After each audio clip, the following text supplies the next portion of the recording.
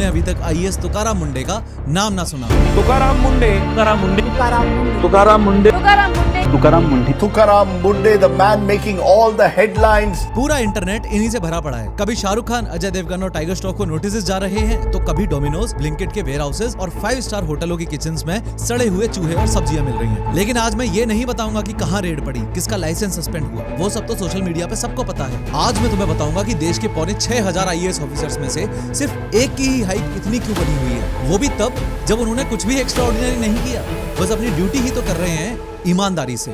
सोचो जरा। वार करेगा, हम ढाल बनेंगे, तू आग लगाए, हम काल बनेंगे। है वर्दी हमारी पहचान, हमारी भारत की मिट्टी, शान हमारी। तुकाराम सर के पास सिर्फ एक स्टेट है, महाराष्ट्र। उसका भी सिर्फ एक डिपार्टमेंट है, एफडीए, जो तुम्हारा खाना और दवाई चेक करता है। और इस स्ट्रिक्ट चेकिंग का नतीजा पहले ही महीने में 900 से ज्यादा रेड्स, 35 करोड़ का एक्सपायर्ड माल जब्त, बड़े बड़े ब्रांड्स को रातों रात अपनी अपनी किचन साफ करनी पड़ी है, उसमें झाड़ू पोंछे मारने पड़ रहे हैं। अब सोच के देखो, देश में 5755 आईएएस ऑफिसर्स हैं। अगर हर ऑफिसर इतनी ही ईमानदारी से अपना काम करने लगे तो देश की शक्ल क्या से क्या होगी। लेकिन इस पूरी कहानी में एक ट्विस्ट है। एक तरफ ये ऑफिसर इतना ईमानदार कि 21 साल में इसके 25 ट्रांसफर हो चुके हैं। दूसरी तरफ एक नया आईपीएस ऑफिसर राहुल बंसल, ये उसकी पहली ही फील्ड पोस्टिंग थी और आरोप है कि इसने वहीं 1 करोड़ की रिश्वत ली। और अगर ये आरोप सच निकला तो सिस्टम के हिसाब से तो उसने कुछ भी गलत नहीं किया। पहली ही पोस्टिंग में नेताओं को दिखा दिया कि लड़का काम का है। खैर, आईएएस तुकाराम मुंडे के दिमाग में ऐसा क्या है जो देश के बाकी करप्ट ऑफिसर्स के दिमाग में नहीं है। चलो स्टेप बाय स्टेप समझते हैं, लेकिन हर बार की तरह शुरू से शुरू करते हैं।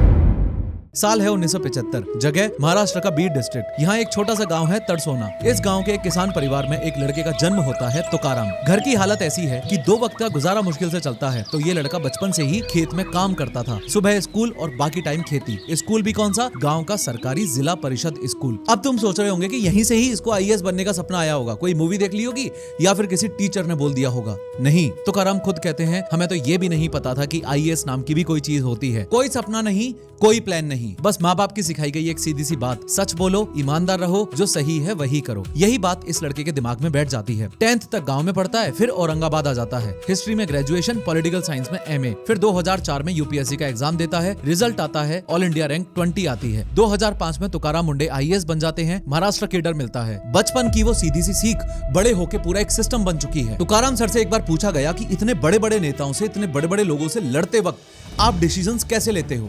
उन्होंने कोई फिल्मी लाइन नहीं बोली, सिर्फ सिंपल सा फॉर्मूला दिया। वो कहते हैं, जब भी कोई मुश्किल सिचुएशन आती है, मैं खुद से 3 सवाल पूछता हूँ। पहला, क्या ये लीगल है? दूसरा, क्या ये एथिकली सही है? और तीसरा, क्या ये पब्लिक के फायदे में है, कहीं किसी आदमी के तो नहीं? और अगर तीनों के जवाब हाँ हैं, तो मैं आगे बढ़ जाता हूँ, फिर चाहे सामने कोई भी हो। इतना सिंपल। ना कोई जुगाड़, ना कोई सेटिंग, ना कोई ऊपर से परमिशन की जरूरत, सिर्फ 3 सवाल। When such very difficult questions or situations come, I ask 3 questions to myself. 1, is it legal? Then I ask, is it ethically right or wrong? And the third question I ask, is it in public interest or individual interest? और फिर उन्होंने खुद एक चौथा सवाल भी जोड़ा, अगर मैं ये नहीं करूंगा तो और कौन करेगा? अगर फूड सेफ्टी कमिश्नर होते हुए मैं मिलावट नहीं रोक सकता तो फिर कौन रोकेगा? अब तुम पूछोगे कि बाकी आईएएस ऑफिसर्स की तरह इनको डर नहीं लगता क्या? तो सर ने इसका जवाब खुद दिया कि डर किस बात का, I am just doing my job. डर लगने की कोई बात ही नहीं इसमें। That's my job. और अपने जॉब से क्यों डरना? अपने ही काम से क्या डरना? अब ध्यान से सोचो, इन्हीं शब्दों में पूरी वीडियो का निचोड़ छुपा है। तुकाराम सर बिना डर के बड़े से बड़ा एक्शन इसलिए ले पाते हैं क्योंकि उनकी तैयारी पूरी होती है। और लाइफ का बहुत सिंपल सा रूल है, जिस दिन आपकी तैयारी पूरी होती है उस दिन डर अपने आप खत्म हो जाता है। आज हम जो खाना खा रहे हैं उसमें मिलावट और फूड सेफ्टी का रिस्क एक रियल कंसर्न बन चुका है। और प्रॉब्लम सिर्फ ये नहीं है कि खाना सेफ है या नहीं, प्रॉब्लम ये है कि हेल्थ के रिस्क कभी प्रेडिक्ट नहीं किए जा सकते। अगर कल अचानक किसी की तबीयत खराब हो गई तो एक आम परिवार का सबसे पहला सवाल और सबसे बड़ा सवाल यही होता है कि हॉस्पिटल के बिल्स कहां से भरेंगे। और दूसरा डर, अगर घर में कमाने वाला ही नहीं रहा तो फैमिली का फ्यूचर कैसे चलेगा? लेकिन इन दोनों का डर एक सिंपल सॉल्यूशन है, insurance. Health insurance unexpected medical expenses के फाइनेंशियल बर्डन को मैनेज करने में हेल्प करता है और टर्म इंश्योरेंस आपके ना होने पर आपकी फैमिली के फाइनेंशियल फ्यूचर को प्रोटेक्ट करता है। और सबसे अच्छी बात, हेल्थ और टर्म इंश्योरेंस इन दोनों का ही प्रीमियम सिर्फ और सिर्फ 400-500 रुपए से शुरू होता है। हेल्थ इंश्योरेंस और टर्म इंश्योरेंस में आपकी नीड्स के हिसाब से कौन सा प्लान सही है, ये कंपेयर करने के लिए मैंने डिस्क्रिप्शन और पिन कमेंट में लिंक दिया है। अभी जाओ और अपनी तैयारी आज ही पूरी कर लो ताकि कल का डर कम हो। और यहाँ पे एक बारीक बात को समझना, उनकी हिम्मत किसी फिल्मी बहादुरी से नहीं आती है, उनकी हिम्मत आती है प्रोसीजर से। वो कहते हैं जब तक मेरा एक्शन लॉ के हिसाब से है, बिना भेदभाव के है और ट्रांसपेरेंट है, तब तक किसी के पास उंगली उठाने की वजह ही नहीं बचती है। लेकिन सवाल अभी भी वहीं की वहीं है। एक आईएएस ऑफिसर सिर्फ अपनी ड्यूटी करने के लिए, सिर्फ अपनी साधारण सी ड्यूटी निभाने के लिए देश में इतना फेमस क्यों हो रहा है? तुकाराम सर अपनी ड्यूटी ही तो कर रहे हैं, फिर इतनी हाइप किस लिए बनी हुई है? ऐसा इसलिए है क्योंकि इस देश के अंदर सच बोलने की कीमत चुकानी पड़ती है। दुनिया में एक ऑर्गेनाइजेशन है सीपीजे, ये 1992 से गिन रही है कि कहां कितने जर्नलिस्ट मारे गए। इंडिया का नंबर 90 से ज्यादा जर्नलिस्ट और मीडिया वर्कर्स मारे गए हैं, और जो मर्डर हुए उनमें से आधे से ज्यादा सिर्फ एक चीज पर लिख रहे थे या उसी चीज को रिपोर्ट कर रहे थे, दैट इज करप्शन। कुछ चेहरे देखो। 2017 बेंगलुरु, जर्नलिस्ट गौरी लंकेश को उनके घर के गेट पर गोलियों से भून दिया गया था। 2018 Madhya Pradesh, reporter Sandeep Sharma illegal sand mining पर रिपोर्टिंग कर रहे थे। उन्होंने एक पुलिस ऑफिसर का स्टिंग ऑपरेशन कर दिया था। उसके बाद उन्होंने खुद पुलिस को चिट्ठी लिखी थी कि मुझे डर है या तो मुझे किसी रोड एक्सीडेंट में मार दिया जाएगा या किसी झूठे केस में फंसा दिया जाएगा। उन्हें कोई सुरक्षा नहीं मिली और कुछ महीने बाद एक ट्रक उनकी बाइक पर चढ़ गया। वही रोड एक्सीडेंट जो उन्होंने खुद लिख के दे रखा था, वो भी एक पुलिस स्टेशन के सिर्फ कुछ मीटर दूर। और अब महाराष्ट्र की सुनो। फरवरी 2023, रत्नागिरी, एक लोकल रिपोर्टर थे शशिकांत वारिशे। वो एक रिफाइनरी के लिए हो रहे जमीन के खेल पर लिख रहे थे। 6 फरवरी की सुबह उनका आर्टिकल छपा जिसमें एक लैंड डीलर का नाम था। उसी दिन दोपहर में उसी आदमी की एसयूवी ने उन्हें कुचल दिया। अगले दिन मौत हो गई। और ये कोई कॉन्स्पिरेसी थ्योरी नहीं है, पुलिस की अपनी चार्जशीट में लिखा है कि ये सोच समझ के किया गया था। सबसे शर्मनाक बात, 2016 तक जिन 27 जर्नलिस्ट के अपने काम की वजह से मर्डर हुए थे, उनमें से एक भी केस में सजा नहीं हुई थी, एक भी नहीं। और ये सिर्फ जर्नलिस्ट की कहानी नहीं है, जो भी सरकारी ऑफिसर सच के साथ खड़े रहे उनका अंजाम यही हुआ। 2003, सत्येंद्र दुबे IIT से पढ़े इंजीनियर थे। गोल्डन क्वाड्रिलेटरल हाईवे प्रोजेक्ट में प्रोजेक्ट डायरेक्टर थे। उन्होंने उस वक्त के प्रधानमंत्री को चिट्ठी लिखी थी कि प्रोजेक्ट में बड़ा घोटाला चल रहा है। चिट्ठी में सिर्फ एक रिक्वेस्ट थी कि मेरा नाम गुप्त रखना, मेरा नाम सामने मत आने देना। नाम गुप्त नहीं रहा। 27 नवंबर 2003 की रात गया में उन्हें गोली मार दी गई। उम्र सिर्फ 30 साल। 2012 होली का दिन, मध्य प्रदेश का मुरैना, एक 30 साल के IPS ऑफिसर थे नरेंद्र कुमार। उन्होंने इलीगल माइनिंग का माल ले जा रहे एक ट्रैक्टर को रुकने का इशारा किया। ड्राइवर ने ट्रैक्टर रोकने की बजाय उनके ऊपर ही चढ़ा दिया। उनकी पत्नी खुद IAS ऑफिसर थी और उस वक्त मैटरनिटी लीव पर थी। अगर तुम सोच रहे हो कि दुबे जी को इंसाफ मिल गया होगा, तो आधा ही मिला। उनके केस को CBI ने सीधा लूटपाट का केस बता दिया। 3 छोटे चोर पकड़े गए और 2010 में तीनों को उम्र कैद भी हो गई। पर खुद उनके भाई ने कहा कि असली दोषी आज भी बाहर है। और एक नाम ऐसा भी है जो इस पूरी कहानी को सीधा तुकाराम सर से जोड़ता है। साल था 2005। इंडियन ऑयल के एक यंग ऑफिसर थे मंजुनाथ, IIM से पढ़े थे। उन्होंने यूपी में एक पेट्रोल पंप पर मिलावट वाला पेट्रोल पकड़ा और सप्लाई रुकवा दी। 19 नवंबर 2005 को उन्हें इस पेट्रोल पंप का सच पकड़वाने के लिए गोलियों से भून दिया गया। शरीर में 6 गोलियां। लाश उनकी अपनी गाड़ी की पिछली सीट पर मिली थी। अब ये साल याद रखना, 2005, यही वो साल था जिस साल तुकाराम मुंडे IAS बने। जिस साल सिस्टम ने एक ईमानदार ऑफिसर को गोली से जवाब दिया एक पेट्रोल पंप की धोती खोलने पे, उसी साल इसी सिस्टम में एक और ईमानदार ऑफिसर घुसा। फॉर्चुनेटली आज तक तुकाराम सर पे कोई भी मेजर अटैक तो नहीं हुआ है, लेकिन सिस्टम के पास में एक दूसरा हथियार हमेशा से तैयार था, ट्रांसफर। नवी मुंबई में उन्होंने एक बड़ा प्रॉपर्टी टैक्स स्कैम पकड़ा। रिपोर्ट्स के मुताबिक ये लगभग 900 करोड़ का था। इनाम क्या मिला? 111 कॉर्पोरेटर्स वाले हाउस में बीजेपी को छोड़कर सारी पार्टीज एक हो गई और 104 वर्सेस 6 से उनके खिलाफ नो कॉन्फिडेंस मोशन पास कर दिया गया। फिर ट्रांसफर, 257 करोड़ के रोड प्रोजेक्ट्स रोक दिए क्योंकि उनके मुताबिक वो काम जल्दबाजी में और गलत तरीके से हुआ था। इनाम फिर वही ट्रांसफर। पर यहाँ एक उल्टी चीज हुई। नासिक की जनता उनके ट्रांसफर के खिलाफ सड़क पर उतर आई। जिसे नेता लोग हटाना चाहते थे, जनता उसी को रोकना चाहती थी। 2022 में उन्होंने उन सरकारी डॉक्टर्स पर हाथ डाल दिया जो ड्यूटी छोड़कर प्राइवेट प्रैक्टिस कर रहे थे। एक रिपोर्ट के मुताबिक हफ्ते भर में उनका ट्रांसफर हो गया। 21 साल में 25 ट्रांसफर, मतलब एवरेज हर 10 महीने में नया शहर, नया घर, नया डिपार्टमेंट। वो खुद मजाक में कहते हैं कि हर साल मेरे बच्चों को नए स्कूल में डालना पड़ता है। आज जब मैं ये वीडियो बना रहा हूँ, उनके ट्रांसफर की अफवाहें फिर से चल रही हैं। हालत यह है कि एक्टर परेश रावल तक को CM से पब्लिक अपील करनी पड़ी कि सर को मत हटाना। अब दोनों तरफ देखो, मंजुनाथ को गोली मारी गई थी, तुकाराम सर का 25 बार ट्रांसफर हुआ। तरीका अलग है पर सिस्टम का मैसेज एक ही है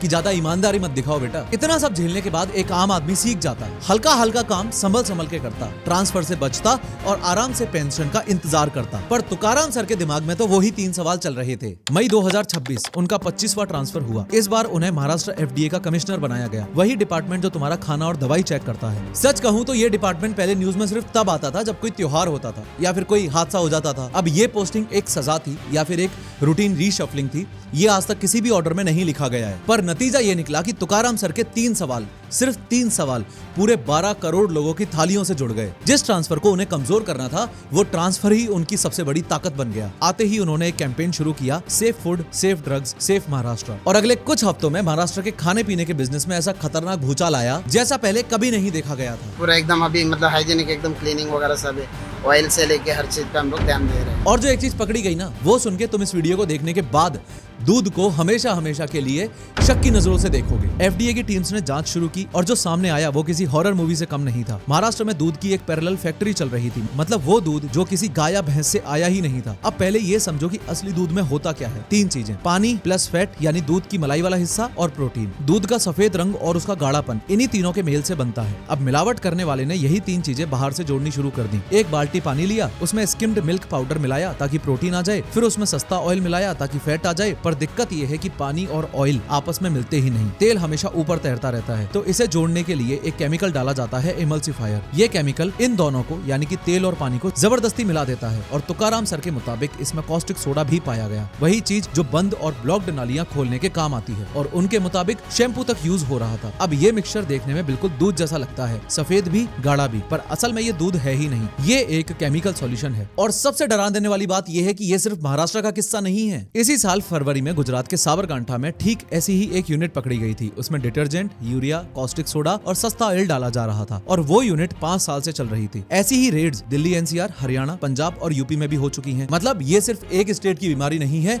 ये पूरे देश का धंधा है। पर महाराष्ट्र में अब एक रेड मारने वाला ऑफिसर आ चुका था। और अब मैं जो आगे नाम गिनाने जा रहा हूँ वो भले ही इस वीडियो का टॉपिक ना हो, लेकिन वो एक सबूत है कि एक आदमी के सही होने से कितना फर्क पड़ता है। पहला महीना ही ऐसा चला कि पूरा स्टेट हिल गया। 900 से ज्यादा रेड्स, लगभग 35 करोड़ का बैंड गुटखा और पान मसाला जब्त। शुरुआती कुछ हफ्तों में ही 457 लोग गिरफ्तार और 42 गाड़ियां सीज। अब तुम सोच रहे होंगे कि छोटे ठेले वाले ही पकड़े गए होंगे, बिल्कुल उल्टा हुआ। मुंबई का फेमस आइसक्रीम पार्लर के रुस्तम, इस पे एक्शन हुआ। तुकाराम सर ने खुद बताया कि वहाँ फूड हैंडलर्स के धोए हुए कपड़े वहीं सूख रहे थे और चूहे इधर उधर घूम रहे थे। लाइसेंस सस्पेंड हुआ। फिर आया ब्लिंकिट का डार्क स्टोर मलाड वेस्ट, वही जगह जहाँ से तुम्हारे 10 मिनट वाले फल और सब्जियां आते हैं। एफडीए के मुताबिक जांच में उसी स्टॉक पर कॉकरोच मिले और एक्सपायर्ड सामान भी मिला। Licence suspended. फिर आईआईटी बॉम्बे की कैंटीन, मुंबई के बड़े बड़े क्लब्स, यहाँ तक कि एमएलए हॉस्टल की कैंटीन भी, सब पर एक्शन किया तुकाराम सर ने। और फिर 12 अगस्त को वो नाम आया जिसे सुन के पूरा देश चौंक गया, डोमिनोज। 12 अगस्त को एफडीए ने 4 डोमिनोज आउटलेट्स के फूड बिजनेसेस लाइसेंसेस सस्पेंड कर दिए। 3 मुंबई में, विले पार्ले वेस्ट, बोरीवली वेस्ट और घाटकोपर का आरसिटी मॉल, और 1 सतारा डिस्ट्रिक्ट में। एफडीए के मुताबिक एक आउटलेट में पीने का पानी, फूड स्टोरेज और पेस्ट कंट्रोल से जुड़ी कमियां मिली। एक जगह तो लगभग 40% चीजें रूल्स के खिलाफ पाई गई। और ये ड्राइव सिर्फ डोमिनोज पर नहीं थी। 104 चेन रेस्टोरेंट एस्टेब्लिशमेंट्स चेक हुए, जिसमें केएफसी, पिज्जा हट, मैकडोनल्ड्स, सबवे, बर्गर किंग और स्टारबक्स जैसे सारे बड़े बड़े नाम शामिल थे। अब तुम्हें लगेगा कि यार ये पूरी इंडस्ट्री ही चोर है क्या?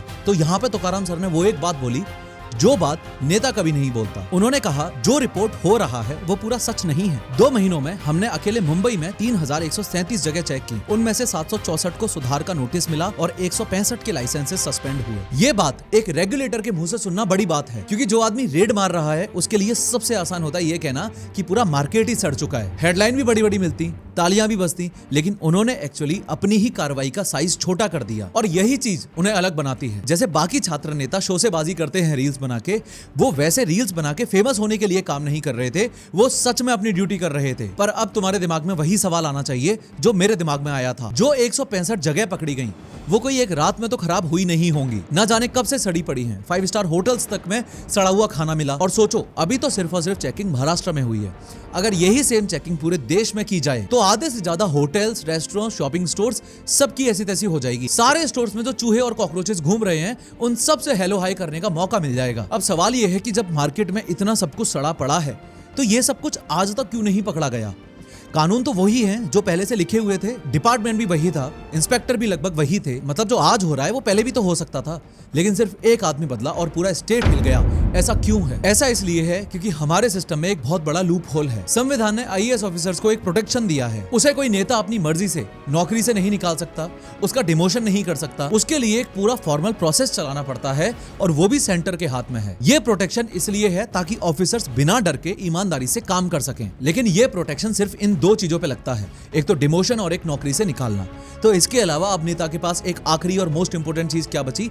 ट्रांसफर। क्योंकि ट्रांसफर के लिए ऐसा कोई स्पेसिफिक प्रोसीजर नहीं नहीं है, वो डायरेक्टली स्टेट गवर्नमेंट के हाथ में है। और यही ट्रांसफर इस देश का आईएएस ऑफिसर्स के खिलाफ सबसे ज्यादा और सबसे आसानी से यूज होने वाला हथियार है। इसमें ना कोई खून गिरता है, ना कोई एफआईआर होती है, ना कोई एलिगेशन लगता है, बस एक कागज पर एक ऑर्डर निकलता है और बंदा हजारों किलोमीटर दूर पहुंच जाता है। और उस ऑर्डर में वजह क्या लिखी होती है? सिर्फ 2 शब्द, एडमिनिस्ट्रेटिव एक्सीजेंसी, मतलब प्रशासनिक जरूरत, मतलब कुछ भी नहीं।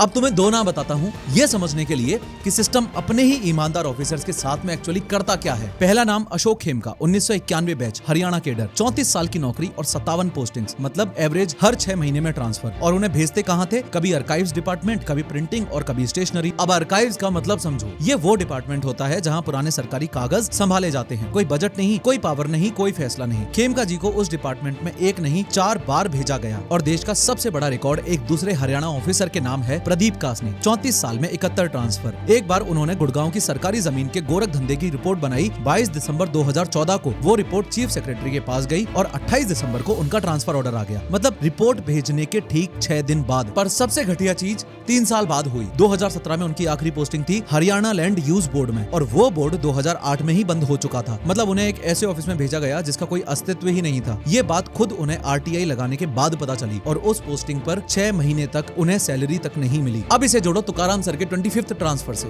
पैटर्न दिखा, ये तीनों अलग अलग टाइम, अलग अलग स्टेट, अलग अलग सरकारें हैं, लेकिन पैटर्न बिल्कुल सेम ही है। अब 1 मिनट के लिए उस ऑफिसर की जगह खड़े होकर सोचो। बंदा गांव से आया, सालों पढ़ाई की, घर वालों ने पैसा लगाया, देश के सबसे मुश्किल एग्जाम में से एक निकाला, और उसके बाद उसने क्या मांगा? कोई आलीशान जिंदगी नहीं, बस एक सिंपल सी जिंदगी, एक घर, एक परिवार, बच्चों का एक अच्छा स्कूल और बूढ़े माँ बाप का थोड़ा ख्याल। पर जिस दिन वो कुर्सी पे बैठा, उसके दिमाग में एक डर बैठ गया। वो डर ये है कि अगर इस देश में ईमानदारी से काम किया तो तुम्हारी नौकरी तो नहीं जाएगी, पर तुम्हारी जिंदगी उठा के कहीं भी रख दी जाएगी। जरा अपने आप से पूछो, अगर तुम्हारे बॉस के पास ये पावर हो कि वो तुमसे नाराज होने पे या फिर तुम्हारे ना कहने पे किसी चीज के ऊपर वो तुम्हें 1000 किलोमीटर दूर कहीं पे फेंक सके, तो तुम क्या उसकी किसी भी बात पे ना कहोगे? इसके असर को डीपली समझो। ट्रांसफर का मतलब सिर्फ एक नया ऑफिस नहीं होता। बच्चे का स्कूल 20 साल में छूट जाता है, बच्चे को अपने दोस्तों को छोड़ के अचानक वो शहर छोड़ना पड़ता है, पत्नी की अपनी नौकरी हो तो वो लटक जाती है, माँ बाप पीछे अकेले रह जाते हैं, और अगर पोस्टिंग किसी दूर दराज जगह पर मिली तो परिवार साथ जा ही नहीं पाता। मतलब बंदा महीनों अपने ही घर से दूर, अकेला। अब ये बात जब 10 साल में 15 बार होती है तो कोई भी इंसान सिर्फ एक ही चीज सीखता है, मुंह बंद करो, फाइल आगे बढ़ाओ, अपना ट्रांसफर बचाओ। और यही इस देश की सबसे बड़ी बीमारी है। हम एक साधारण सी ईमानदारी को ऐसे दिखाते हैं जैसे पता नहीं कितनी बड़ी कुर्बानी हो, और फिर हैरान होते हैं कि लोग ईमानदार क्यों नहीं। अगर तुम्हें लग रहा है कि ये मेरी एक राय है, ये मेरा ओपिनियन है, तो मैं तुम्हें फैक्ट्स और डेटा दिखाता हूँ। हार्वर्ड और वॉरविक के 2 रिसर्चर्स ने भारत सरकार का अपना रिकॉर्ड खंगाला। 4000 से ज्यादा आईएएस ऑफिसर्स की पूरी नौकरी की हिस्ट्री 1980 से 2004 तक, और जो निकला वो पूरे सिस्टम का एक्सरे है। पहली बात, किसी भी एक साल में एक आईएएस ऑफिसर के ट्रांसफर होने का चांस लगभग 49% था, मतलब सिक्के का टॉस। हर साल आधा चांस कि तुम्हें कहीं भी भेजा जा सकता है। दूसरी बात, एक पोस्टिंग पर ऑफिसर का एवरेज टाइम सिर्फ 16 महीने था। अब तुम ही सोचो, अगर किसी डिपार्टमेंट की बीमारी ही कम से कम 20 साल पुरानी हो तो उसे 16 महीने में ठीक कैसे किया जा सकता है? तब तक तो ऑफिसर को फाइल समझने में ही साल भर निकल जाता है। और तीसरी बात सबसे घटिया है, ट्रांसफर सबसे ज्यादा तब हुए जब स्टेट में नया चीफ मिनिस्टर आया हो, और उसका ज्यादा हिस्सा नए सीएम के आने के पहले 4 महीने में ही निकल जाता था। अब इसको ध्यान से सुनो, इनमें से 46% सीएम तो इलेक्शन के बिना ही बदले थे, मतलब चुनाव हुआ ही नहीं, बस कुर्सी पर बैठा आदमी बदल गया और ट्रांसफर का तूफान आ गया। मतलब ऑफिसर का ट्रांसफर उसके काम से नहीं जुड़ा हुआ था, वो जुड़ा हुआ था सीएम की कुर्सी से। अब तुम ही बताओ, अगर तुम्हारा ट्रांसफर सिर्फ इस एक बात से जुड़ा हुआ हो कि कुर्सी पर कौन बैठा हुआ है, तो तुम्हारा ध्यान काम की तरफ जाएगा या फिर इस तरफ जाएगा कि हवा किस तरफ चल रही है? इसलिए कई बार जब कोई आईएएस ऑफिसर चुप बैठ जाता है ना, तो वो हमेशा बुरी नीयत नहीं होती, अक्सर वो अपनी जिंदगी बचाने वाला फैसला होता है, एक लैक ऑफ करेज से भरा हुआ फैसला। और यही इस सिस्टम का सबसे बड़ा कलंक है। पर एक मिनट रुको, कहीं तुम्हें लग रहा हो कि मैं आईएएस ऑफिसर्स की चुप्पी को इस देश में सही ठहरा रहा हूं, तो ऐसा बिल्कुल नहीं है। और इसका सबसे बड़ा सबूत तुकाराम सर है, क्योंकि जो डर मैंने अभी तुम लोगों को समझाया वो डर उन पे भी तो इक्वली लागू होता है। उनके भी बच्चे हैं, उनके भी माँ बाप हैं, बल्कि उन्होंने तो ये डर सबसे ज्यादा जिया है, पूरे 25 बार। फिर भी ये बंदा कभी झुका नहीं। तो इनके दिमाग में एग्जैक्टली ऐसा क्या चल रहा है? इसका सीधा सा जवाब उनके अपने शब्दों में है। वो कहते हैं, मैंने इसे जॉब की तरह देखना बंद कर दिया है, रोल की तरह देखना शुरू कर दिया है। जॉब में तुम सैलरी के बदले अपना टाइम देते हो, रोल में तुम एक जिम्मेदारी निभाते हो। मतलब जिस दिन उन्होंने कुर्सी को नौकरी मानना बंद किया, उस दिन उनके ऊपर इस सिस्टम का सबसे खतरनाक हथियार बेकार हो गया। क्योंकि जो आदमी अपना ट्रांसफर बचाने के लिए, अपनी पोस्ट बचाने के लिए काम कर ही नहीं रहा, उसका तुम ट्रांसफर करके छीन भी क्या लोगे। और अब सबसे कमाल की बात, अभी कुछ दिन पहले ही जब उनके ट्रांसफर की अफवाहें चल रही थी, उन्होंने मीडिया से कहा ज्यादा ट्रांसफर्स का मतलब है ज्यादा जगह पॉजिटिव चेंज लाने का मौका मिलना। समझे कुछ? सिस्टम ने जिस चीज को सजा बनाया, इस आदमी ने उसी चीज को इनाम बना लिया। अब जिसे सजा ही इनाम लगती हो, उसे डराओगे कैसे? और ये कोई सुपर पावर नहीं है, यही कानून, यही प्रोटेक्शन हर ऑफिसर के पास है। नेताओं का पूरा कंट्रोल सिर्फ एक इसी चीज पे टिका हुआ होता है, ट्रांसफर का डर। और तुकाराम सर ने नेताओं को वही चीज देने से मना कर दिया। पर अब इसी सिक्के का दूसरा पहलू भी देखो, क्योंकि सारे के सारे आईएएस ऑफिसर्स थोड़ी ना मजबूर हैं, कुछ ने तो इसको दुकान बना लिया है। 2010 भोपाल, एक आईएएस कपल अरविंद जोशी और टीनू जोशी, इनकम टैक्स का छापा पड़ा तो घर से 3 करोड़ कैश निकला। फिर लगभग 42 करोड़ की ऐसी प्रॉपर्टी का केस बना जितनी उनकी सैलरी से बन ही नहीं सकती थी। 2014 में दोनों नौकरी से निकाले गए। और यहाँ एक बात साफ कर देता हूँ, ये काम किसी एक सिंगल नेता ने रैंडमली नहीं किया था,